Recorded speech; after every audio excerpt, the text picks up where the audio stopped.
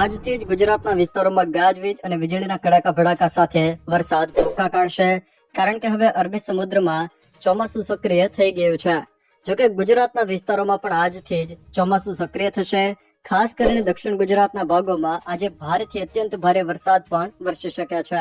જોકે આજે બપોર બાદથી લઈને રાતમાં જ રાજ્યના ઘણા ભાગોમાં ભારે વરસાદ શરૂ થઈ જશે. જોકે કેટલાક વિસ્તારોમાં 5 ઇંચ સુધીના વરસાદો પણ કાલ સુધીમાં વરસી શક્યા છે અને કેટલાક વિસ્તારોમાં ભારે વરસાદ ભૂકા કાઢશે. જોકે હવામાન વિભાગે પણ રાજ્યમાં ભારેથી અત્યંત ભારે વરસાદની આગાહીના પગલે ઓરેન્જ એલર્ટ પણ જાહેર કર્યો છે અને ભારે વરસાદની શક્યતા વ્યક્ત કરી છે. જોકે આજે રાજ્યના કયા વિસ્તારોમાં ભારે વરસાદની શક્યતા છે અને આગામી કેટલા દિવસ સુધી રાજ્યના વિસ્તારોમાં ભારે વરસાદ વરસશે એ તમામ જાણકારી વિશે વિડીયોમાં આગળ વાત કરીશું, તો છેલ્લે સુધી જોતા રહેજો. તે પહેલા તમે મારી ચેનલમાં નવા છો તો ચેનલને સબસ્ક્રાઇબ કરી લેજો, જેથી મારા આવનારા તમામ વિડીયોની માહિતી તમારા સુધી પહોંચી શકે. આજથી જ ગુજરાતના ભાગોમાં ચોમાસું સક્રિય થઈ રહ્યું છે.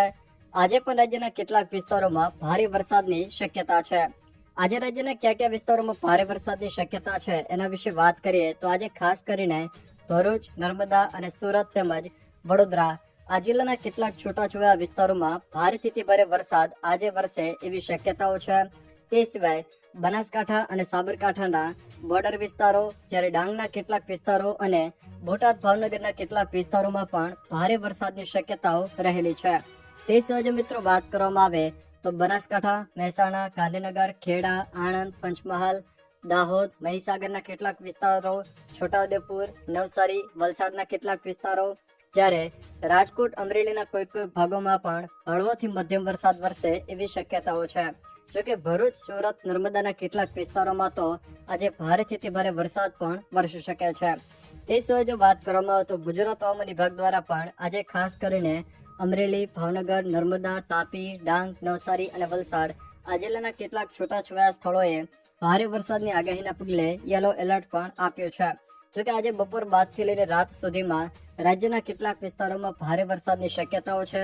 જોકે બપોર બાદથી ખાસ કરીને આ વરસાદી સિસ્ટમ તેમજ ચોમાસું સક્રિય થાય એવી શક્યતાઓ રહેલી છે, જેના કારણે આજ રાતથી જ રાજ્યના વિસ્તારોમાં ભારે વરસાદ વરસવાનું શરૂ થઈ જશે.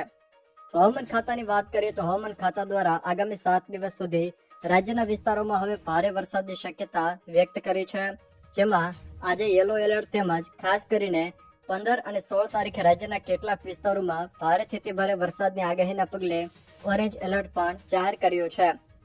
તે સિવાય જો વાત કરવામાં આવે તો 17 તારીખ, 18 તારીખ અને 19 તારીખે પણ રાજ્યના વિસ્તારોમાં ભારે વરસાદની આગાહીના પગલે યલો એલર્ટ જાહેર કર્યું છે, જેમાં ખાસ કરીને રાજકોટ, જૂનાગઢ, ગીર સોમનાથ, અમરેલી, ભાવનગર, સુરત, તાપી, ડાંગ, નવસારી અને વલસાડ આ જિલ્લાના વિસ્તારોમાં ભારે વરસાદની શક્યતા વ્યક્ત કરવામાં આવી છે. તે સિવાય અન્ય કેટલાક હવામાન મોડેલો પ્રમાણે જોઈએ તો અહીંયા તમે જોઈ શકો છો તે મુજબ આવનારી 30 તારીખ સુધીમાં રાજ્યના કેટલાક વિસ્તારોમાં 10 ઇંચ કરતાં પણ વધુ વરસાદો વરસી જાય એવી શક્યતાઓ હાલ રહેલી છે, જેમાં દક્ષિણ ગુજરાત, સૌરાષ્ટ્ર તેમજ કચ્છના કેટલાક ભાગોમાં ભારેથી ભારે વરસાદ પણ વરસી શકે છે. જોકે કેટલાક વિસ્તારોમાં તો 10 ઇંચ કરતાં પણ વધુ વરસાદ ખાબકી જાય એવી શક્યતાઓ હાલ રહેલી છે. જ્યારે 15 તારીખે ખાસ કરીને આ વિસ્તારોમાં ભારેથી અત્યંત ભારે વરસાદ પણ વરસી શકે છે, જેમાં ખાસ કરીને સાબરકાંઠા, અરવલ્લી, મહીસાગર, દાહોદ, પંચમહાલ, જ્યારે નવસારી, ડાંગ, વલસાડ, જૂનાગઢ, અમરેલી, ગીર સોમનાથ, બોટાદ, ભાવનગર, રાજકોટ, સુરેન્દ્રનગર આ જે જિલ્લા છે તેના છૂટાછવાયા કોઈક વિસ્તારોમાં મધ્યમથી ભારે વરસાદની શક્યતાઓ છે.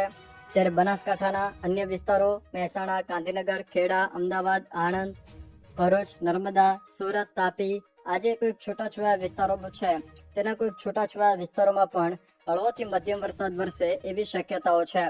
16 તારીખની વાત કરીએ તો 16 તારીખે ખાસ કરીને ઉત્તર ગુજરાત, મધ્ય ગુજરાત, દક્ષિણ ગુજરાત અને સૌરાષ્ટ્રના કેટલાક વિસ્તારોમાં આ સિસ્ટમની અસર વધુ જોવા મળશે, જેમાં મધ્ય ગુજરાત, દક્ષિણ ગુજરાત અને સૌરાષ્ટ્રના કેટલાક વિસ્તારોમાં ભારે વરસાદની શક્યતા છે, જેમાં ખાસ કરીને રાજકોટ, સુરેન્દ્રનગર, બોટાદ, ભાવનગર, અમરેલીના કેટલાક વિસ્તારો, જ્યારે અમદાવાદ, ગાંધીનગર, ખેડા, આણંદ, પંચમહાલ, વડોદરા, છોટાઉદેપુર, ભરૂચ, નર્મદા, સુરત, તાપી, ડાંગ, નવસારી અને વલસાડ આ જિલ્લાના કેટલાક વિસ્તારોમાં પણ ભારે વરસાદ, જ્યારે 18 તારીખે પણ સૌરાષ્ટ્ર અને કચ્છના કેટલાક ભાગોમાં મધ્યમથી ભારે વરસાદ જોવા મળી શકે છે.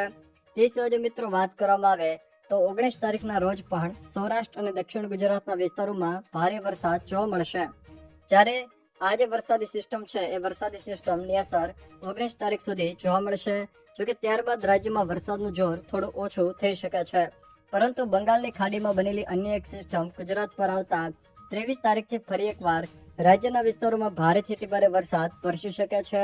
જેમાં મધ્ય ગુજરાત, ઉત્તર ગુજરાત તેમજ કચ્છ સહિત સૌરાષ્ટ્ર અને દક્ષિણ ગુજરાતના વિસ્તારોમાં પણ કોઈક સ્થળે હળવો તો કોઈક સ્થળે મધ્યમથી ભારે વરસાદ વરસે એવી શક્યતાઓ છે.